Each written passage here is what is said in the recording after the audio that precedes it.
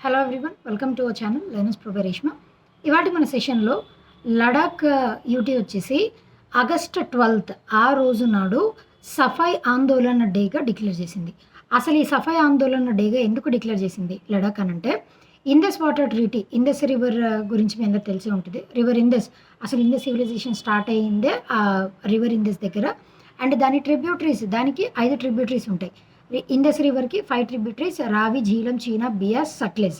ఈ 5 ట్రిబ్యూటరీస్కి some ancient names కూడా ఉంటాయండి. ఆ నేమ్స్ కూడా చాలా చాలా important examination point of view.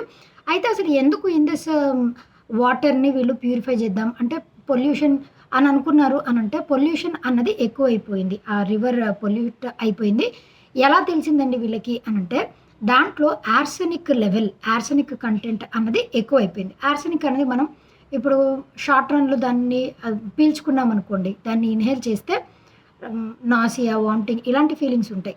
అదే లాంగ్ రన్‌లో దానిని ఆ యార్సెనిక్‌ని మనం పీల్చుకుంటా ఉంటే ఇట్ లీడ్స్ టు స్కిన్ పాడైపోతది, క్యాన్సర్ వస్తది. ఇలాంటివన్నీ కూడా జరుగుతా ఉంటాయి. అందుకే ఆ రివర్ వాటర్, ఇండస్ రివర్ అనేది ఆల్మోస్ట్ వాళ్ళకి మెయిన్‌గా ఇరిగేషన్ ఫెసిలిటీస్‌కి, డ్రింకింగ్ వాటర్‌కి, వీటన్నిటికి వస్తాయి.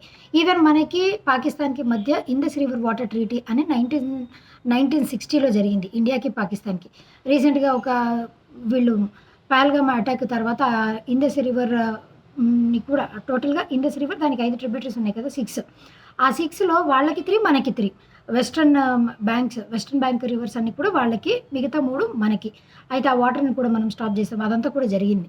సరే, అయితే ఇవన్నీ పక్కన పెడితే, ఆ రోజు నాడు బార్డర్ రోడ్ ఆర్గనైజేషన్ వాళ్ళు, ఇండియన్ ఆర్మీ వాళ్ళు, ఇండియన్ ఎయిర్ ఫోర్స్ నుంచి ఇట్లా డిఫరెంట్ సెక్టర్స్‌కి చెందిన వాళ్ళందరూ కూడా ఆ రోజు ఇన్వాల్వ్ అయ్యి, దాంట్లో ఆ ఇండస్ రివర్ చుట్టుపక్కల ఉన్నటువంటి పొల్యూషన్‌ని క్లియర్ చేయటానికి హెల్ప్ చేస్తారు. దట్ ఈస్, అందుకే August 12 was declared as Safai Andolan day by a UT అనంటే లడాక్ యూటీ. ఆగస్ట్ 12కి ఏం స్పెషాలిటీ ఉంది?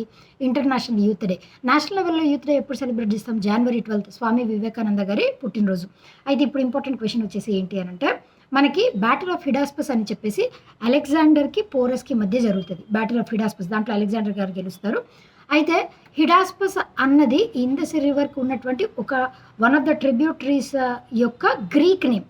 హిడాస్పస్ అని ఇండస్ రివర్ యొక్క ట్రిబ్యూటరీకి పేరు.